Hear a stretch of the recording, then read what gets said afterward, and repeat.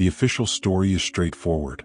Bridge engineering evolved gradually throughout the 19th century as populations grew, trade expanded, and industrial capacity improved. Each generation built slightly better than the last. Progress followed demand. But the numbers tell a different story. In 1811, the Schuylkill Permanent Bridge in Philadelphia was completed with a load capacity of 14,000 pounds per span. The city's population was 53,000. Daily crossings averaged fewer than 200 vehicles. The bridge could handle 10 times that volume. In 1829, the Menai Suspension Bridge in Wales opened with a 579-foot main span, the longest in the world. It was designed to carry mail coaches and livestock carts. Within a decade, it required no upgrades despite a tripling of regional traffic. The engineering preceded the need by years, sometimes decades. These weren't outliers. Between 1800 and 1840, bridge construction across the United States and United Kingdom followed a pattern that feels backward. Capacity consistently outpaced demand. Designs incorporated structural redundancies that wouldn't be necessary for another generation. And the engineering knowledge required to build them appeared in multiple locations simultaneously, often in regions with little prior infrastructure. This is not a story about conspiracy. It's not about hidden civilizations or erased records. What follows is an examination of observable patterns in public archives, engineering journals, and census data. Patterns that deserve closer attention than they typically receive. The bridges don't lie. Their foundations, load calculations, and material specifications are still measurable.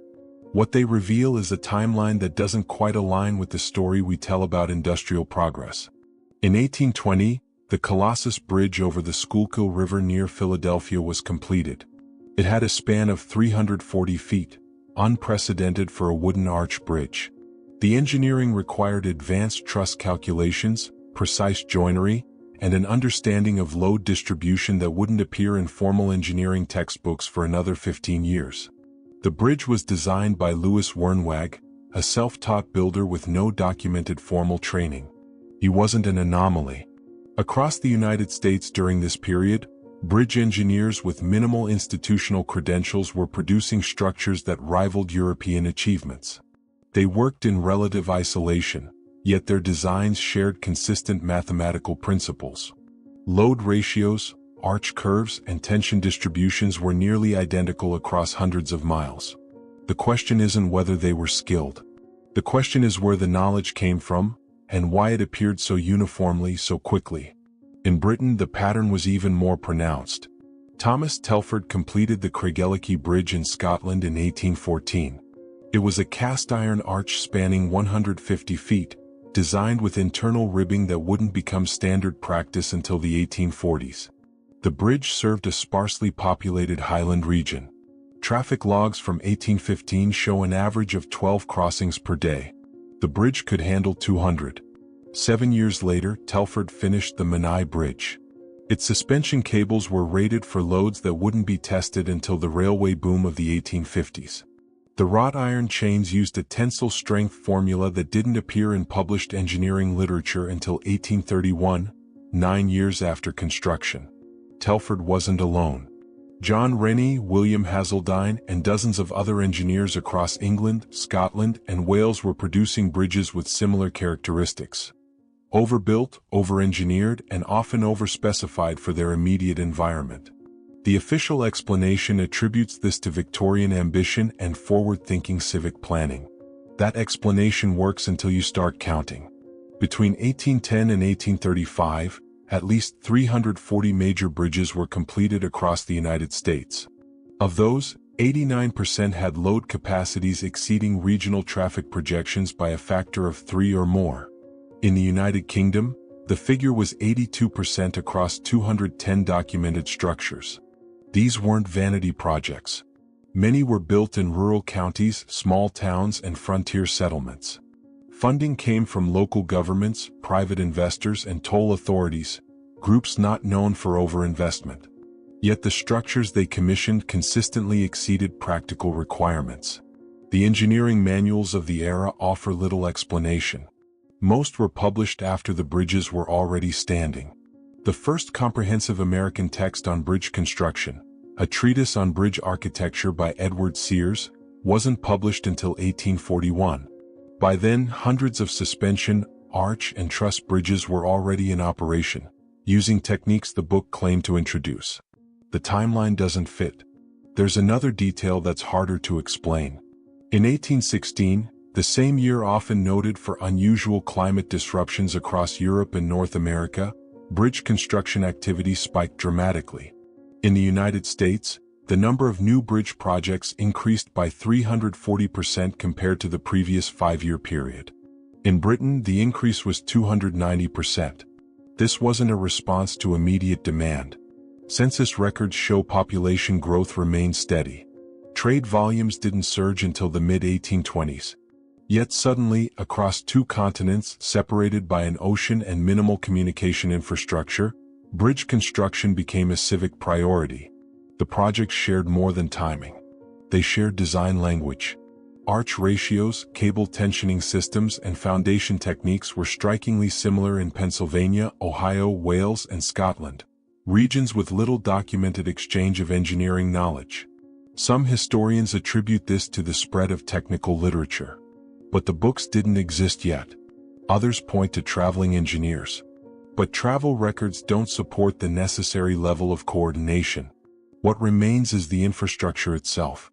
Overbuilt, synchronized, and curiously ahead of the societies that commissioned it. The bridges weren't waiting for the future. They were designed for it, as if someone already knew it was coming. The pattern becomes more difficult to dismiss when you look at what happened in the decades that followed. By 1825, the Erie Canal was operational across 363 miles of New York State. It required 83 locks, 18 aqueducts, and more than 300 bridges to carry roads over the waterway. The canal itself was an engineering achievement, but the bridges tell a different story. Most were built before the canal was even finished.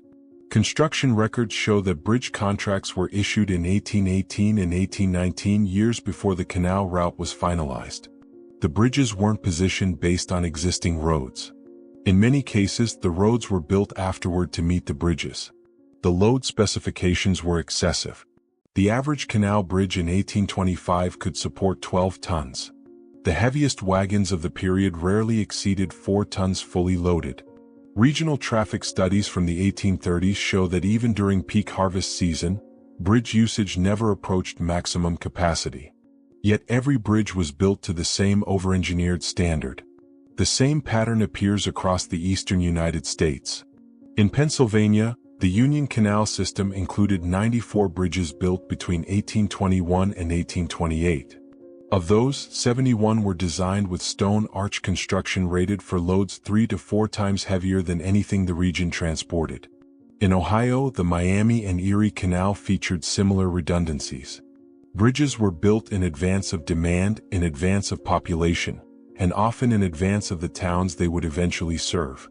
This wasn't optimism. It was systematic. The railway expansion of the 1830s and 1840s followed the same script. In 1830, the Baltimore and Ohio Railroad began operations with 13 miles of track. Within 3 years, the network included 47 bridges. The bridges were engineered for locomotives that didn't exist yet. The earliest American steam engines weighed between 7 and 10 tons. The bridges were rated for 40-ton loads. By 1835, this had become standard practice. The Western Railroad in Massachusetts, the Philadelphia and Reading, the Camden and Amboy, all commissioned bridges designed for future rolling stock. The engineering specifications anticipated weight increases, speed increases, and traffic volumes that wouldn't materialize for another decade. The same pattern emerged in Britain. When the Liverpool and Manchester Railway opened in 1830, it crossed 63 bridges. Every one was overbuilt. The Sankey Viaduct, completed in 1829, could support locomotives twice the weight of anything in service. The Rainhill Bridge used ironwork tensile calculations that wouldn't be formally tested until 1838. The structures were ready for an industrial escalation that hadn't started yet. The question isn't whether engineers were talented. The question is how they knew what to prepare for. There's a logistical detail that complicates the official narrative. Standard design templates began appearing across multiple railway companies in the early 1830s, before any centralized engineering authority existed. Bridge designs in Pennsylvania looked nearly identical to those in Lancashire. Arch spans, pier spacing, and material ratios were consistent across thousands of miles. This wasn't coincidence. It was replication. But the source material doesn't exist in the archives. The first widely distributed engineering standard for railway bridges, Isambard Kingdom Brunel's railway bridge construction, wasn't published until 1841. By then, more than 800 railway bridges were already operational in Britain alone, many following principles the book claimed to establish. American engineers faced the same mystery. The first American railway engineering manual, The Theory and Practice of Bridge Construction by Herman Haupt, appeared in 1851. It codified techniques that had been in use for 20 years. The book described existing infrastructure, but offered no clear origin for the methods it documented. The designs didn't evolve. They appeared. The timing becomes even stranger when you examine municipal infrastructure. Between 1820 and 1845, cities across the United States and United Kingdom began installing organized water distribution systems, gas lighting networks, and underground sewage lines. These systems required bridge modifications, street reinforcements, and subsurface engineering that anticipated urban populations far larger than what census records showed. In New York City, the Croton Aqueduct system began construction in 1837. It included the High Bridge, a stone arch structure designed to carry water into Manhattan. The bridge had 15 arches, each spanning 80 feet, built to support a pipeline that would serve 500,000 people. New York's population in 1840 was 312,000. The bridge wasn't built for the city that existed. It was built for the city that would exist 30 years later. In London, the same pattern appears in the Thames Tunnel project, completed in 1843. It was the first underwater tunnel in the world, designed by Mark Brunel using a tunneling shield that allowed for future expansion. The tunnel could accommodate roadways, rail lines, and pedestrian traffic far exceeding anything Victorian London required. It remained underutilized for decades. These weren't ambitious miscalculations. They were precise overestimates.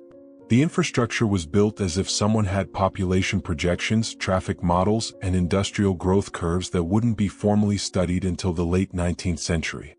The administrative layer adds another dimension. By 1835, standardized engineering inspection protocols existed across most of the eastern United States and Britain. Bridge inspections followed nearly identical checklists. Load testing procedures were uniform. Documentation formats were consistent. But there was no federal oversight, no central authority, no international engineering body coordinating these practices. Local municipalities, private companies, and regional governments somehow adopted the same standards simultaneously. Inspection reports from Ohio, Pennsylvania, New York, Wales, and Scotland during the 1830s use identical terminology, identical measurement units, and identical safety thresholds. The paperwork suggests coordination. The historical record shows none. There's one more element that resists easy explanation: storage capacity. In the 1820s and 1830s, grain silos, warehouses, and goods depots were being built alongside bridges and canals, structures designed to hold volumes of material that wouldn't move through those regions for another generation. In Buffalo, New York, grain elevators constructed in 1842 could store 500,000 bushels. Regional wheat production didn't reach that level until 1851. In Liverpool, dock warehouses completed in the 1830s had storage capacities that exceeded the city's import volumes by 60%. The excess wasn't gradual. It was immediate. The buildings sat partially empty for years. The infrastructure was waiting. Whether this reflects inheritance, convergence, or something else entirely, the physical evidence remains. Bridges built for traffic that wasn't there yet. Railways engineered for locomotives that didn't exist. Storage systems designed for goods that hadn't arrived. And administrative frameworks coordinating it all without a documented source. The question isn't whether this happened.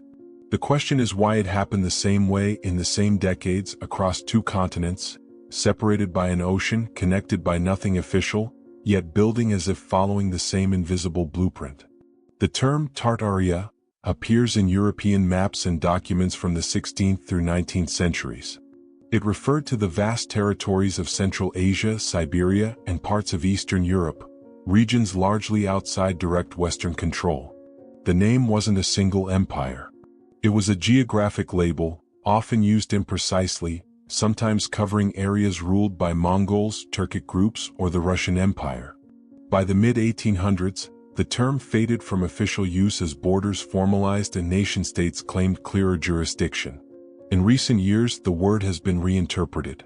Online communities use Tartaria as shorthand for a different idea, that the infrastructure of the 19th century, its bridges, railways, canals, and administrative systems, might represent something other than organic industrial progress. Not a conspiracy, not a hidden civilization, but a pattern that doesn't fit neatly into the accepted timeline. The observation isn't about proving anything. It's about noticing discontinuities. There are three ways to interpret what the bridges reveal. The first interpretation is conventional. Engineering advanced quickly because necessity demanded it.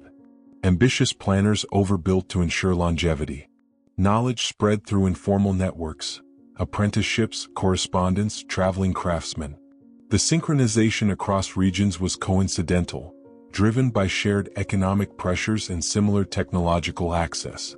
This explanation accounts for most of the evidence. It's the standard historical model. And it works, until you try to explain why the overbuilding was so precise, why the timing clustered so tightly, and why the administrative frameworks emerged without institutional precedent. The second interpretation is speculative but not unfounded. It suggests that some infrastructure may have been inherited or repurposed from earlier networks that aren't fully documented. Not mythical empires, but previous phases of development that left behind physical remains, which 19th century builders adapted, expanded, or reconstructed. This would explain the uniformity, the over-engineering, and the speed of deployment. This model requires gaps in the historical record. Those gaps exist. But whether they're significant enough to support this interpretation remains debatable. The third interpretation is metaphorical. Tartaria becomes a placeholder for the discomfort we feel when infrastructure seems too advanced for its moment. It's not about a lost civilization. It's about recognizing that our timelines may be incomplete, that progress may not have been as linear as we assume, and that the 19th century might reflect layers of development we don't yet understand. All three interpretations coexist. None cancel the others out.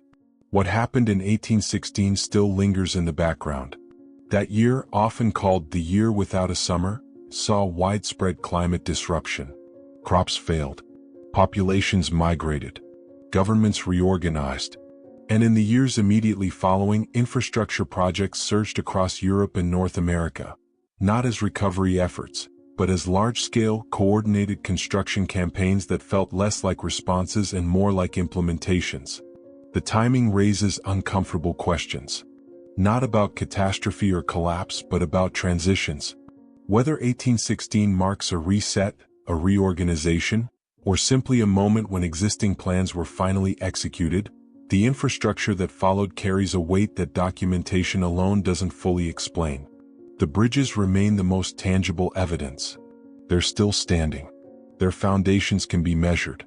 Their load capacities calculated. Their construction dates verified. What they reveal is a pattern. Infrastructure built ahead of need, synchronized across regions with minimal documented coordination, and designed with knowledge that formal records say didn't exist yet. This doesn't require grand theories. It requires attention. Whether you interpret this as brilliant foresight, inherited infrastructure, or a timeline more complex than we've acknowledged, the physical evidence invites examination. The bridges weren't built for the 1820s or 1830s. They were built for the 1850s, 1860s, even the 1870s. And somehow the engineers knew.